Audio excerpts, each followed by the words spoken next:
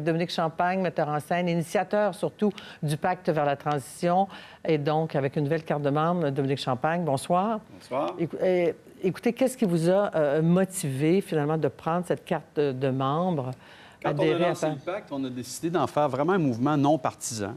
Et il s'est avéré que je pense qu'aller à la rencontre de tous les partis politiques est une chose importante. Alors, je suis allé rencontrer le caucus des libéraux, le caucus des péquistes, les solidaires.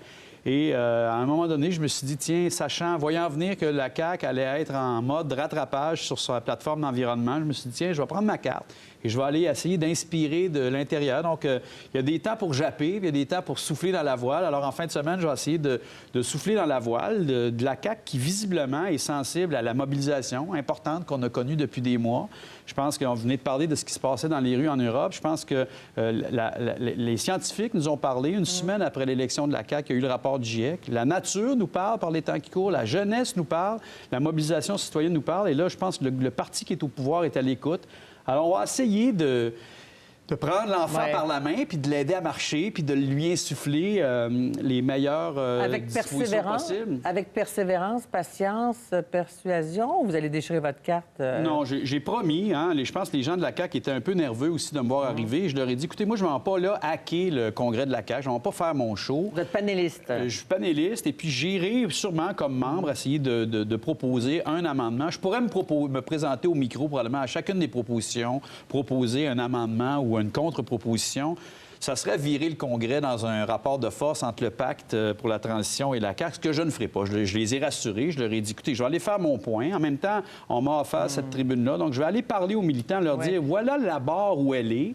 Bravo de faire ce pas-là. En même temps, il faut s'assurer que pour 2030, la crise est telle que c'est important qu'on ait une volonté politique forte. Parce que c'est une arme à deux tranchants. Dans le fond, si vous soufflez dans le cou du premier ministre ou du ministre de l'Environnement et que vous n'avez pas de réponse, vous pourriez la déchirer, cette carte, là, éventuellement. J'en suis pas là. Votre fil rouge, c'est quoi? Moi, la raison de mon engagement, c'est qu'une semaine après l'élection de la CAQ au Québec, la démocratie a parlé, a élu le parti qui était le dernier de classe en environnement selon les groupes environnementaux. Une semaine après, on a le rapport du GIEC qui nous dit on a de 10 à 12 ans pour agir. 10 à 12 ans, là, c'est 3 mandats de la CAQ. C'est eux qui sont au pouvoir présentement. C'est eux qui ont le devoir, le mandat d'atteindre les cibles. Et je pense qu'on a une grande corvée nationale à faire. Le gouvernement n'y arrivera pas tout seul. Alors, en homme de bonne volonté, j'essaie de faire en sorte qu'on puisse dire, nous sommes là. Le pacte, c'est l'idée. L'idée, c'est de dire, on va individuellement faire notre part, mais il faut que les politiques publiques suivent en échange. On va prendre plusieurs exemples. D'ailleurs, j'ai reçu le premier ministre Legault via les lignes cette semaine. Il était à Washington. Je lui ai posé une question. Voici question-réponse avec le premier ministre qui nous parlait depuis Washington. Ce week-end, vous allez recevoir à votre conseil général Dominique Champagne, l'auteur du fameux pacte, qui a dénoncé d'ailleurs le troisième lien déjà avec Québec. Est-ce qu'il n'y a pas un risque pour vous de souffler le chaud et le froid, c'est-à-dire de vanter les énergies renouvelables en voulant développer un troisième lien à l'Est qui soulève la controverse et qui ne s'inscrit pas dans une politique de développement durable, semble-t-il, en tout cas pour ceux qui s'y opposent? Avez-vous des choses à répondre déjà à Dominique Champagne?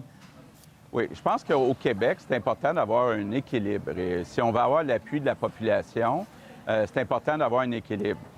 Moi, je me suis engagé à ce que jamais un gouvernement aura fait autant que le gouvernement de la CAQ pour réaliser des projets de transport en commun. On en a plusieurs à Montréal, sur la rive nord, sur la rive sud de Montréal, à Gatineau, à Québec. Il y a un projet de tramway qui est important. Par contre, il y a des régions où il n'y a pas une densité de population suffisante pour mettre en place le transport en commun. Donc, il faut avoir des routes. C'est le cas, entre autres, pour Chaudière-Appalaches, où les gens ont besoin de ce troisième lien. Donc, pour moi, c'est important l'équilibre.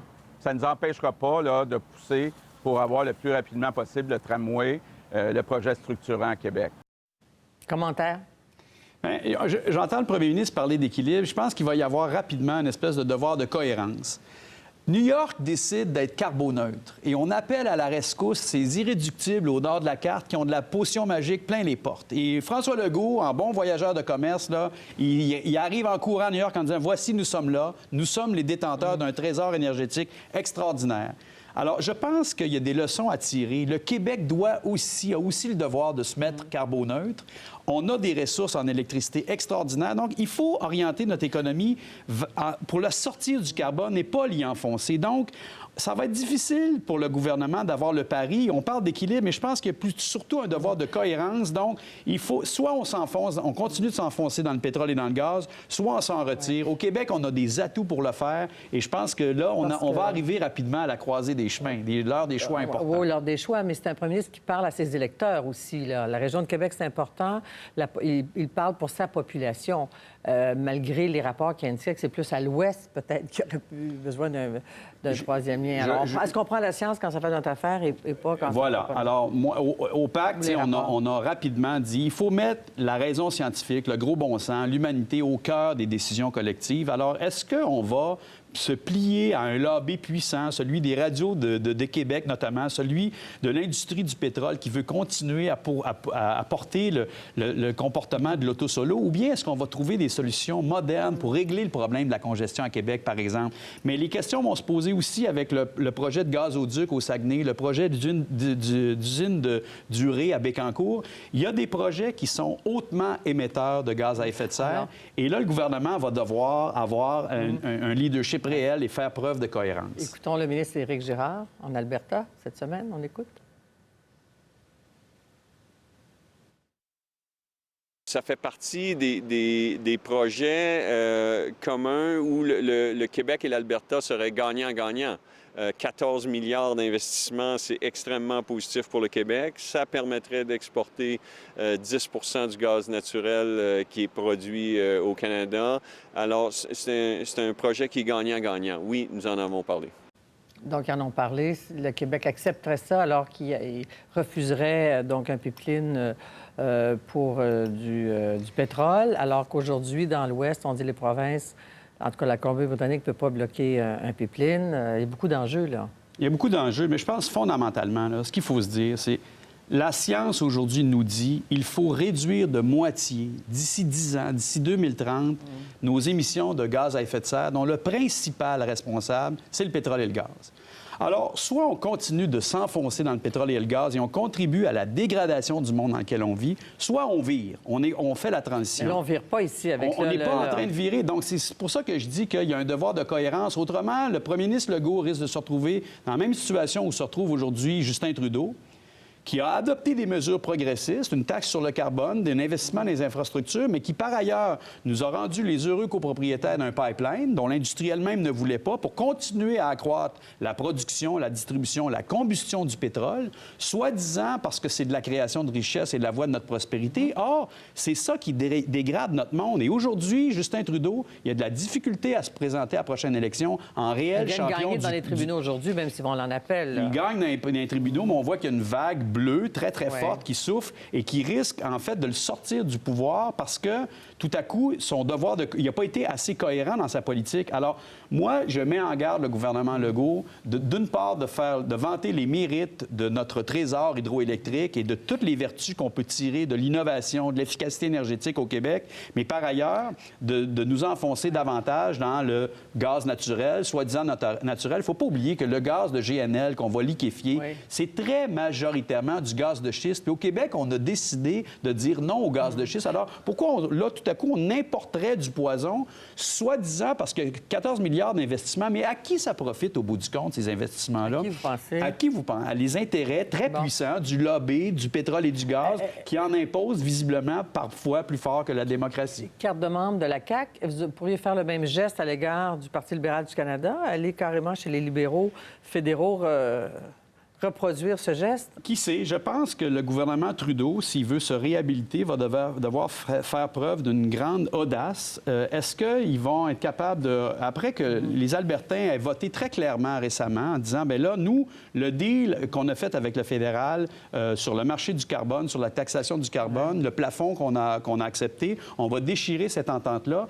Alors, est-ce qu'il est trop tard pour Trudeau de vraiment se poser en champion du climat à l'heure où il faut répondre à l'appel de la science, répondre à ce que la nature nous dit, répondre à la jeunesse qui prend la rue, qui est inquiète, qui a le droit à un avenir viable. La question est posée. Peut-être que la prochaine carte de membre que je devrais prendre, c'est celle du Parti libéral du Canada. En attendant, le Parti vert fait des progrès.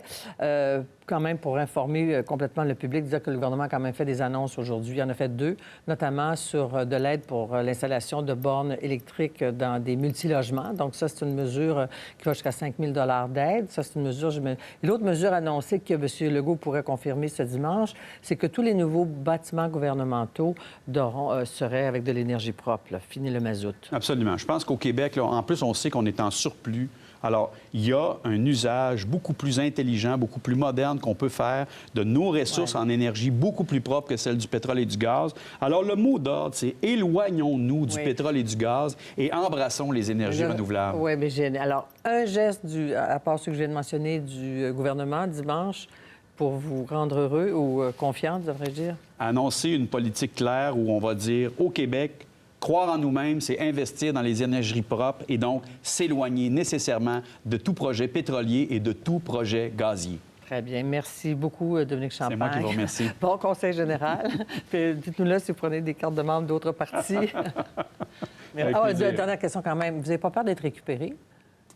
Moi, je pense que je suis récupérable, là, mais ils peuvent bien s'essayer. Moi, je suis prête à jouer le jeu. Très bien. En tout cas, vous allez leur souffler dans le cou, ça c'est certain, ou dans les oreilles. Merci. Merci. Bon week-end.